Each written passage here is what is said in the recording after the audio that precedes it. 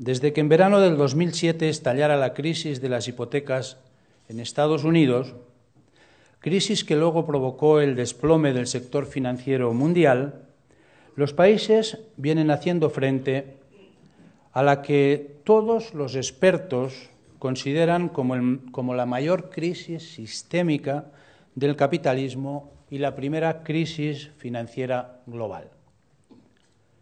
El origen de esta crisis es, sin duda alguna, un origen ideológico sobre el que se ha hablado poco, porque desde hace 2 años oímos permanentemente decir que los responsables de la primera crisis global del siglo XXI, que se inicia en 2007, son una serie de ejecutivos irresponsables, una serie de ejecutivos ambiciosos, que en el mundo de las finanzas han querido coger determinados atajos para conseguir más beneficios.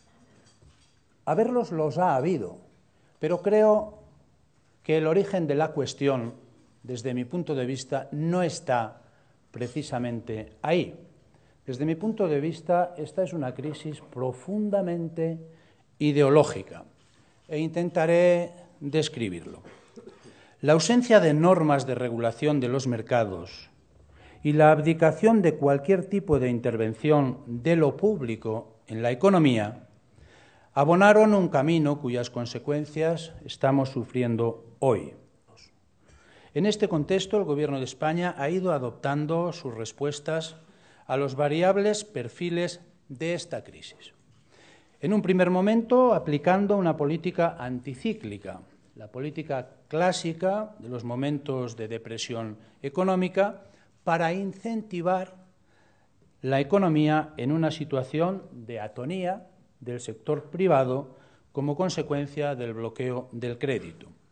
Pero en una segunda fase, después del problema de Grecia y después el de Irlanda, ya llevamos unos meses, se marcó una clara estrategia para la recuperación siguiendo 3 ejes fundamentales: austeridad, reformas y cohesión social.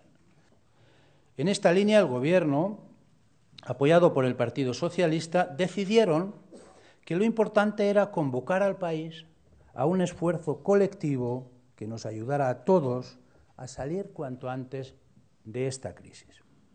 Y además, salir de la crisis sin dejar a nadie atrás.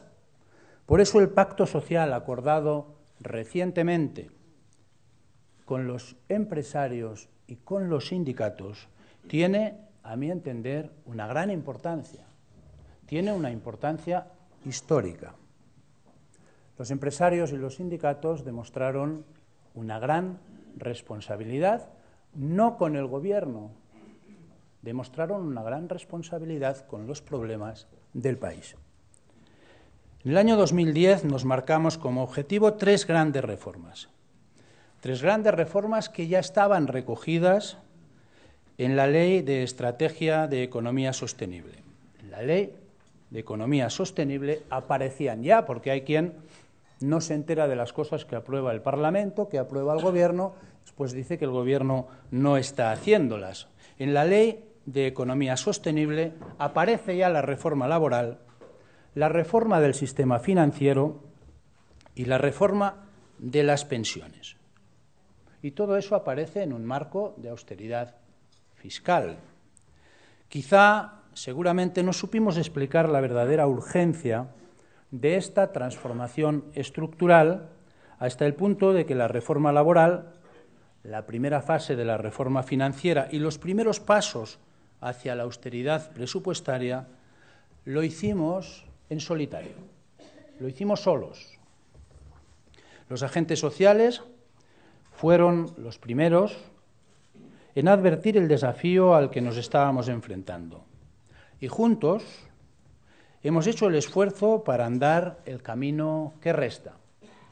El pacto tiene como eje principal la reforma de las pensiones, pero no es solo la reforma de las pensiones.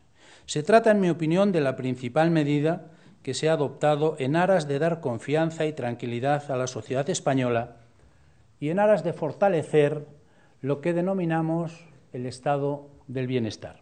El acuerdo social alcanzado abre una nueva etapa y a partir de ahora podremos abordar el resto de las reformas con mayor fuerza aún.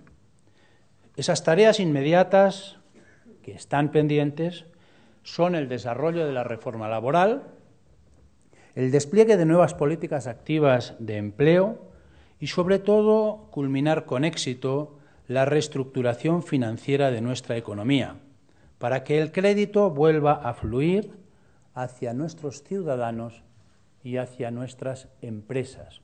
Así, la nueva agenda social debe transitar progresivamente de una lógica de protección a una lógica de reactivación. Aquí está la clave de la nueva política que se pretende hacer con las políticas activas de empleo.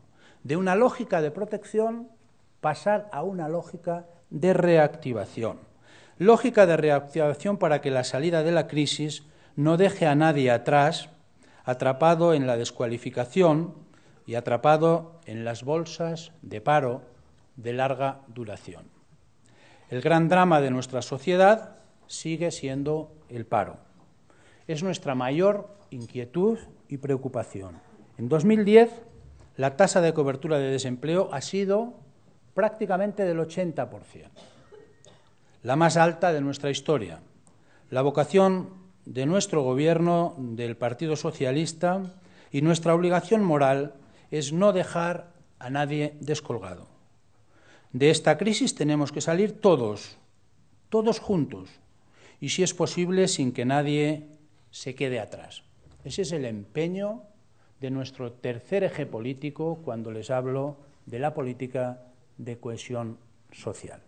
Las reformas que nos conduzcan al nuevo modelo económico han de tener en cuenta que la sociedad, después de la crisis, tiene que tener un fuerte grado de cohesión social para ser una sociedad más justa y para ser una sociedad más eficiente, más productiva y más competitiva. Para conseguirlo, en un contexto como el actual, de restricción presupuestaria, de débil crecimiento económico, nos hemos de centrar en aquellos instrumentos que mejoren la igualdad de oportunidades de los ciudadanos a través de unas políticas sociales cada vez más activas y menos pasivas. La política social no solo es un elemento de protección de los más débiles, no solo es eso. La política social se debe concebir también como un elemento de reactivación económica. Ministra, tú sabes bien que la nueva ley de dependencia es una ley que genera muchísimo empleo en nuestro país. El reto que tenemos ante nosotros es enorme, pero hemos comenzado a superarlo. Tenemos una estrategia clara y un apoyo sólido, social y parlamentario. Lo peor ha pasado ya y pronto comenzaremos a ver los primeros signos sólidos de recuperación. Al principio de esta recesión, cuando los estados salieron a salvar, a rescatar, se le llama, a las entidades financieras, y en países tradicionalmente muy liberales, los expertos hablaron del triunfo de las políticas socialdemócratas. Cuando se hundió el sistema financiero, la gente que había considerado que el mercado ciego lo podía todo, volvieron sus ojos hacia la política. Vengan a rescatarnos. Los políticos democráticos, los gobiernos democráticos tuvieron que asumir esa responsabilidad ante el fiasco de un mercado sin normas y sin regulación. Los expertos entonces hablaron del triunfo de las políticas socialdemócratas. Más tarde, cuando la crisis de la deuda soberana nos obligó a acelerar el proceso de consolidación presupuestaria, de control del déficit, de control de los presupuestos, que ya habíamos iniciado antes, entonces se habló de la claudicación de las ideas progresistas en economía.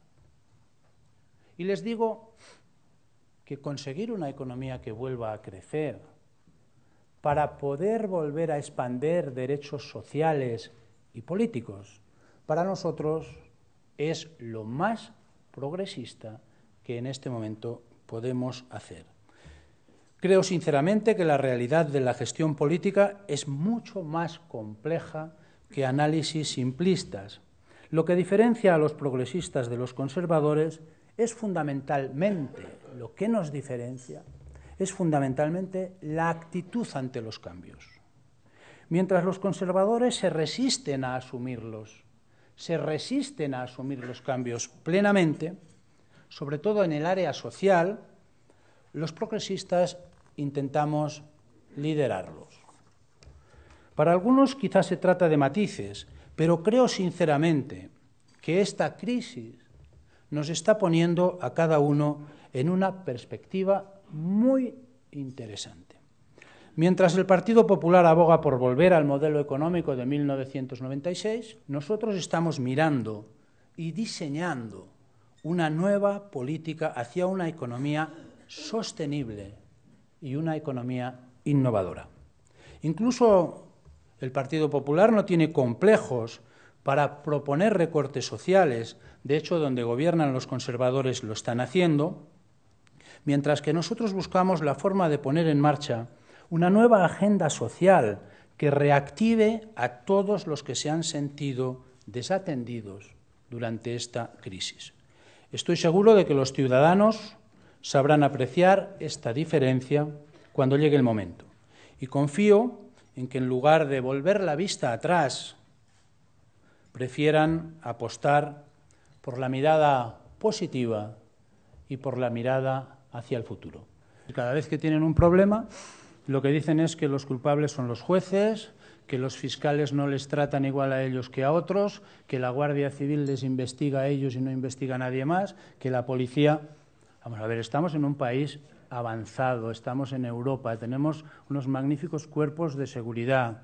Y decir eso dice muy poco de un partido que ha gobernado en este país.